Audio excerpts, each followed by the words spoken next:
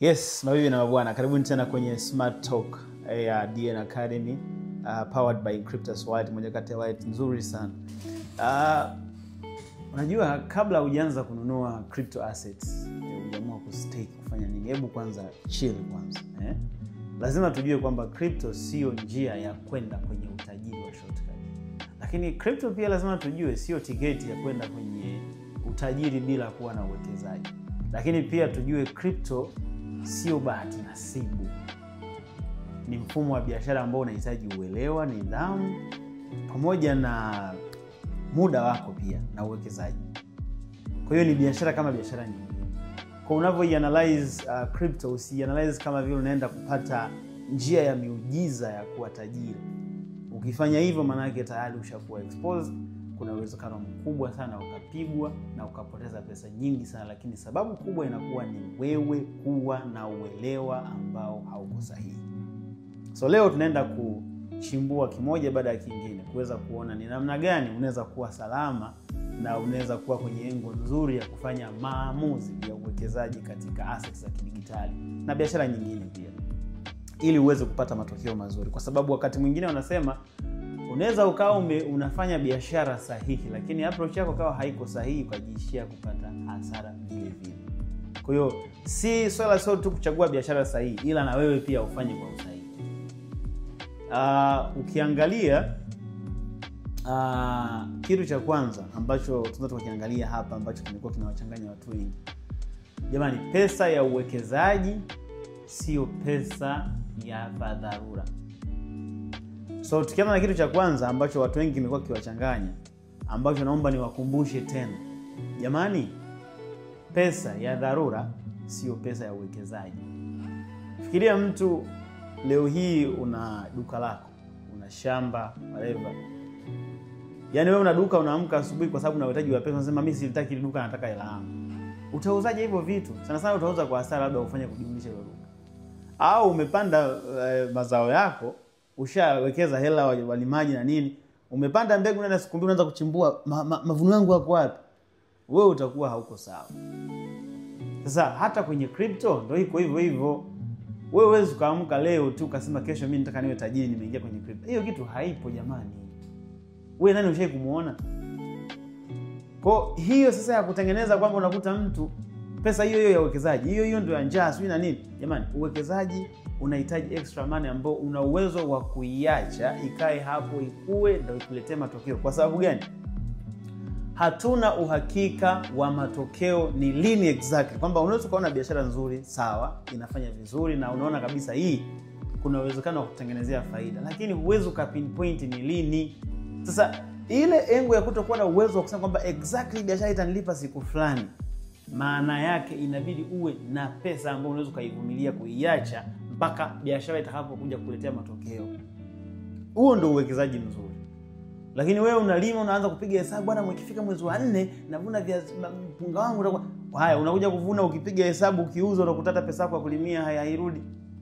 Hapo unakutaga watu unakuta wanauza kila kitu, anaingia hasara lakini tu asolve jambo. Hapo unakuwa ufanye uwekezaji, huo ni upotezaji wa muda.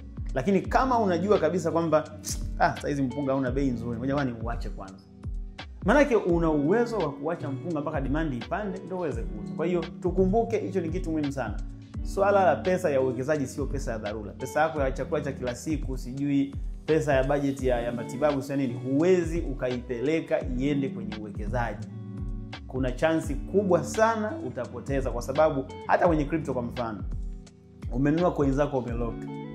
Ukilock maana yake huna uwezo wa kuzitoa muda wote. Sawa, unaweza kawa ukachama unatumia flexible contract. Haya, huo muda unatoa bei ya coin ikiwa chini kuliko ulionunulia. Unafanyaje? Unajitia hasara wewe mwenyewe. Kwa hiyo swala la uwekezaji linahitaji pesa ambayo unaweza ukaipa muda wa kufanya vizuri. Hata kama biashara ni nzuri kiasi gani, lakini hakuna huyo ambaye anajua kwamba hisa za Tesla zitapanda muda fulani, Bitcoin itakuwa juu muda fulani. Huwezi kupinpoint hivyo vitu. Kwa lazima uwe na pesa ambayo unaweza ukaiacha hapo kwa muda ndio iweze kukuletea matokeo. Unless otherwise utakuwa unafanya gambling, which I'm very sure, I can guarantee kwamba lazima utakuwa exposed na utapoteza. Namba 2, usiweke hisia kwenye uwekezaji. Logic ndio inalipa. Siku zote unapotaka kufanya uwekezaji lazima ujue kwamba biashara haiendi vile wewe unavyojisikia iende, ila inaenda vile ambavyo inapokelewa na jamii na watumiaji. Kwa sababu trust me, hakuna biashara ambayo haihitaji watu. Kwa kama biashara ikawa ina wazo ambalo lina uhitaji mkubwa na watu, maana yake performance ya services zake inakuwa ni nzuri na wahitaji wanakuwa wengi, kwa kampuni generate revenue kubwa, kwa eventually hata uwekezaji wako utakuja kuleta matokeo. Lakini huwezi ukaamua bwana leo nataka nifanye mauzo ya milioni 500. Inabidi ufanye effort ya kufanya hayo mauzo. Kwa hiyo usiende kufanya uwekezaji kwa kusema kwamba hapa lazima niwe bilionea, au kwa sababu umesikia story huko nyuma. Unajua haya maneno haya tunayosikia, sijui hizi story, tweets, chati za bei zimepanda na kushuka. Hivi vitu ni vitu ambavyo vinahitaji ujue nini kiko nyuma yake exactly. Huwezi ukanunua coin kwa sababu unajisikia vizuri kwamba hii coin nahisi itapump, ngoja ninunue. You cannot do that kwa sababu itakuletea matokeo sio. Hebu fikiria mtu anakaa anachora zile chart zile, anachora hii ikifika hapa itashoot hapa afu itapanda. Meme coin unaifanyia analysis. Uko sawa kweli? Yaani meme ambayo unajua kabisa haina product nyuma yake, inaenda kwa trend na influence, unaifanyia analysis, hii ngoma itapanda hii. Hebu tuwe serious kidogo. Alafu tukumbuke kwamba zile charts zile ni historia ya performance ya bei ya nyuma ya asset husika ambayo unataka kuinunua.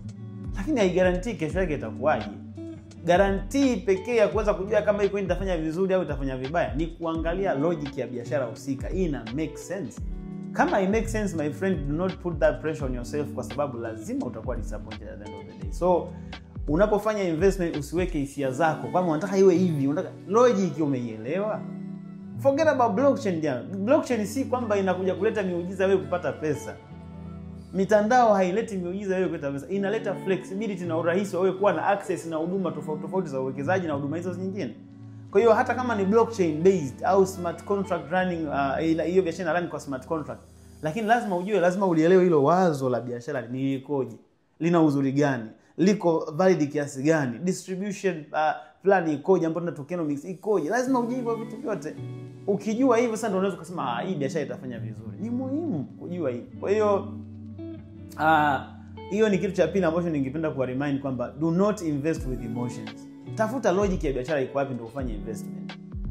Sio kwa sababu unaona chart, sio watu wameongea hivi basi na wewe unaenda na hela yako hapa. You're going to be exposed, my friend. Lazima utapigwa. Na kumbuka maskamba siku zote huwa wanaangalia unachokitaka wewe, emotional ndio wanachokuwekea hicho, na ndio maana watu wengi sana wanapigwa. Logic watu hiyo bwana wao hiyo ugumu, logic ndio walisia sasa wa kuinvest kwenye hiyo. Na kitu kingine cha tatu ambacho ni muhimu sana kukijua ni kwamba matokeo mazuri ya uwekezaji yanahitaji pia uwekezaji mzuri. Inaweza ikawa pesa, inaweza ikawa muda, inaweza ikawa ni effort zako. Lakini lazima uwekeze kitu kinachoeleka. Sasa mtu nakuta ana dola $10, 20, 30, 40, $500,000, anataka apate milioni 5, milioni 20 ndani ya muda mfupi. Na ndio maana sasa unakuta wale mascammers wale, anakuja anakuambia weka $400,000 upate milioni 4 ndani ya masaa 72, na wewe unaingia kibla. Sasa hiyo ndio emotional investment, kwa sababu kama ungekuwa unatumia logic analyze, maana yake ungefikiria kwamba hivi $500,000 iende kutengeneza milioni 4 kwenda ndani ya masaa 72, hiyo biashara inayofanyika ni biashara ipi? Lakini kwa sababu wewe uko emotional ndio unataka vitu vitokee, ufanye mabadiliko, lazima utaenda kuweka pesa hapo. Ukipigwa uanze kusema crypto ni mbaya, na hata hujui crypto inafanyaje kazi. This is very very bad. Ni mbaya kwa sababu unajua matajiri huwa wana invest kwa ku-strategize na kuangalia outcome. Wana strategize na kuangalia outcome ambayo inaendana na logic ya biashara husika. Lakini maskini we are desperate. Sisi tuko emotional, tunataka tu mabadiliko yani. Kwa hiyo tuna invest kwenye emotions zetu. Na ndio unakuta kwa mfano kuna hii deepfake ambayo saizi ukiangalia ipo mitandaoni, unakuta amechukua labda sura ya Salim Kikeke, nani bwana huyu alikuwa amefanya hivi, amesema biashara hii ukiweka $700,000 ndani ya masaa 24. Sometimes wanatumia mpaka mheshimiwa rais. Sasa ukiangalia yale maelezo unaona kabisa hapa biashara make sense. Lakini kwa sababu wewe unaenda emotionally, unaenda kuangalia yale maelezo amesemaje, mbona kuna picha ya Salim Kikeke hapa, mimi naweka hela. Guys, we need to wake up. Hakuna miujiza. Hakuna miujiza. That's very important and very serious thing to look at. Kitu cha 4 ambacho pia ningependa kukusisitiza wewe, uwekezaji wowote unapotaka kufanya ili kuletea matokeo mazuri, usifikirie katika muda mfupi. Watu wengi sana wanapoteza kwenye crypto kwa sababu gani? Muda fulani tutakuwa ndo bull run, tuweke pesa hapo faster, tunakuja kupiga hela. Listen guys, bull run haijaandikwa kwamba itatokea muda fulani. Bull run huwa ni matokeo ya watu wengi kuwa na positive sentiment towards crypto, ndio wananunua coin nyingi. Kwa hiyo ina maana influx ya pesa kwenye crypto industry inakuwa ni kubwa, ndio maana bei za coin tofauti zinakuwa zinapanda. Na inategemea kama hiyo coin imenunuliwa. Sasa wewe ukianza kama mwezi wake inatakiwa iwe bull run, are you having a contract with economic factors? That's an illusion. Hiyo ni illusion kabisa. Uwezo ukaanza ukaanza kusema kwamba itakiwa mwezi fulani zipande. Wewe umekuwa nani? Zinapanda kwa button, neno kuna button linabonyezwa bei zinapanda hivi. Hamna kitu kama hicho. Kwa hiyo ili upate matokeo mazuri, lazima uwe na long term perspective. Na ndio maana kama nilivyokuwa nakwambia kule kwenye point namba 2 nilisema usiinvest kwa emotion. Usiinvest kwa emotions kwa sababu fikiria hivi. Unapotaka kufanya investment zako kwa hisia, ni vizuri pia ukaamua kutengeneza mazingira ya kujua kwamba hisia huwa hazifanyi biashara iende au isiende. Investment ya hisia ni hii, kwamba unajua kabisa kwamba Bitcoin itafika dola milioni 1. That's true. We all know. Lakini unapokuwa unaleta emotions kwamba ilitakiwa ifike leo, hapo tayari ni tatizo. Hakuna anayejua ni lini. Tuna expect kutokana na nini? Na ile trend inayokuwepo na adoption rate inayokuwa inaenda. Ndio unasema inawezekana. Ndio maana ukiwekeza pesa yako ya budget ya dharura, trust me, huwezi kupata matokeo. Kesho utapanic, sijui nataka pesa yangu, nimefanya hiki, utauza kwa bei ambayo probably iko chini kuliko ile uliyonunulia. Lakini kama project ilikuwa ni nzuri, maana inatakiwa uipe muda. Sasa kuipa muda lazima uelewe inafanyaje kazi. Na kwa hiyo inafanya kazi lazima ujue kwamba pesa unayoweka pale pia lazima uwe una nafasi ya kuiacha ikue. Sio leo unawaza hivi basi unataka kila kitu kitokee hivyo. Biashara iende hivyo jamani. Na hii ndio inafanya watu wengi sana wanapigwa sana maskama, kwa sababu wale wanatembea na hisia. Wewe unachokitaka kukisikia ndio unachokwambia. Na kwa sababu hau reason wala kutafuta logic, ukiambiwa bwana ukiweka dola 100, masaa 24 kwa dola 3000, unaona yes, hii yenyewe hii unaweka. Huo ndo ujinga wenyewe, na hiyo ndo scam kubwa. Akili yako. Lakini kama ungekuwa na akili ya kufikiria kwamba 1 jumlisha 1 ni 2, sasa 1 jumlisha 1 inakuwa 20, lazima ungejiuliza kwamba hapana, hii sio kweli. Kwa hiyo lazima tujifunze. Lakini kitu kingine ambacho ningependa kuwakumbusha ni kwamba cha 5, watu wengi sana wamekuwa wakihangaika sana kutafuta biashara kuianalyze kwa kuangalia watu. Listen guys, you don't look at the team before you understand the logic. Wewe niwaambie kitu. Biashara nzuri huwa tunaanza kuliangalia wazo la biashara kwanza, then baadaye ndio uje uangalie nani yuko nyuma yake. Kwa sababu hata unapoenda kwenye hizi website jamani, nenda kampuni ya Tesla sio hapa, utaona wameelezea wazo la kampuni kwanza, alafu kule chini wanakuambia about us, ndio uione team. Hawezi kukia unajua timu yetu ina Elon Musk sio nini. Wazo la biashara liko wapi? Mtu mwenye akili timamu siku zote anaangalia wazo la biashara kwanza. So watu wanapoenda kununua coin, huwezi kuanza kusema kwamba nataka ninunue hii coin, nataka nijue CEO ni nani. Come on guys. Unaanza kuangalia logic ya biashara ili wazo la biashara likoje. Logic ikoje, ina make sense, ina vitu ambavyo vina make sense hapo. Ukishaona vina make sense sasa, pale sasa ndo unakuja unasema wow, this business is nice. Yaani pale sasa ndo unasema hii biashara sasa ina make sense. Lakini unless otherwise huwezi kuanza kuiangalia team, kwa sababu lazima uangalie wazo. Kwa mfano unataka kununua coin, lazima uangalie coin nyuma yake kuna nini, tokenomics arrangement yake ikoje, roadmap yake ikoje. Ukishaona kila kitu kiko clear, then sasa ndo unarudi kuangalia okay, timu ambayo iliyopo ina uwezo wa kurani ile wazo. Kwa sababu listen to me carefully, yani wazo zuri, team nzuri, watu smart hawawezi kulifanya broken idea ya biashara au broken model of the business to be working. Yani kama issue ni scam, hata kama ukiweka CEO ni nani, kama ni scam tu, wazo la biashara hali make sense, litakufa hata kama timu iwe strong vipi. Lakini timu nzuri ina uwezo wa kuliexecute wazo zuri la kibiashara yenye uhalisia likaleta matokeo mazuri. So kuna watu wengine hata wanaona kanichekesha, nakuta mtu amekaa na sali kabisa, Bwana Mungu naomba usaidie hii biashara ikae hata miaka 2, na ni scam. Bro, sisters, mother, father, hata kama usali vipi, kama biashara ni scam itakufa tu. Maana wakati mwingine lazima mjue Mungu alishakupa akili na utashi. Unajenga kitu, yani wewe 1 jumlisha 1 ni 2 ndio logic iliyopo. Sasa ukianza, yani sasa wewe unasema unafanyaje? Umechukua sumu na kunywa, afu unasema Mungu saidia hii sumu isiniue. Wewe una akili kweli? Kwa sababu mwisho wa siku wazo la kibiashara linatengenezwa kwa kutumia akili na linajulikana kabisa liko hivi. So unapokuwa unakunywa sumu ni sasa unapoingia kwenye scam na unajua ni scam, alafu unaanza kumwomba Mungu akusaidie hiyo scam isife. Jamani, let's just try to be serious kidogo. Tuna invest kwenye wazo la kibiashara. Then baadaye tuangalie nyuma ya wazo la biashara. Watu waliopo wako strong, wako vizuri, wako visionary, wana communicate. Sasa tukiona hivyo maana combination ya hivyo vitu hivi sasa inaleta a very big result. Kwa hiyo lazima tufike mahali tuweze kujiwazia na kujinyanyua zaidi kwenye swala kama hilo linapokuja, kwa sababu vinginevyo itatufanya watu mwisho wa siku tuonekane wote hatujielewi. Kwa sababu gani? Unafanya investment kwa emotions. Unatumia vigezo ambavyo havina ulazima. Unatumia vigezo tuseme ni vya kijinga kwenye kuangalia kitu ambacho kinatakiwa kiwe kina logic. Una invest kwenye wazo ambalo hali make sense kabisa. Ukipigwa unaweza kusema crypto ni scam. Come on guys.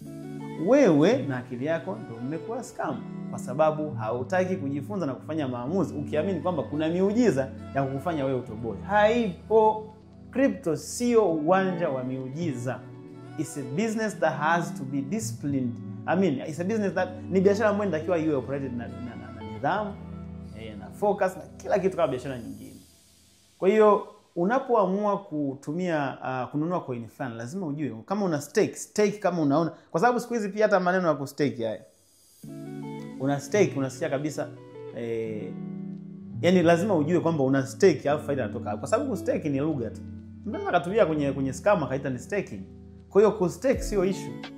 Lakini what is it being staked? Logic ina make sense. Kama logic ina make sense, stake. Mtu anakuambia hold tu itapanda. Umenunua meme kwa una hold nini? Hold for a long term if the long term itself is clear. Roadmap ya biashara ina make sense. Sio tu una hold tu, una hold nini?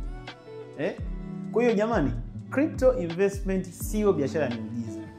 Lazima uielewe logic yake. Na unapokuwa unaelewa logic yake maana inakurahisisha kwenye vitu vikubwa vingapi? Vitatu. Unajua logic iko wapi, faida ziko wapi na changamoto ziko wapi. Then hapo unaweza kufanya maamuzi. Lakini unless otherwise utakuwa unafanya kamali. So learn guys. There is no shortcut to wealth. Crypto is not a golden ticket to wealth.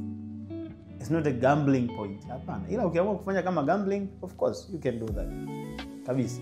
So that was it ladies and gentlemen. Nitaka tutushare vitu viwili vichache ambavyo probably inaweza kukusaidia wewe kuweza kuwa katika engo nzuri ya kufanya maamuzi sahihi. Ulikuwa na mimi Trace Magno, ilikuwa ni Smart Talk ya DN Academy powered by Cryptos Wallet. So yeah, don't forget to subscribe na pia usiache kudownload Cryptos Wallet kwa ajili ya kusaidia kujenga portfolio yako za digital assets. Ciao.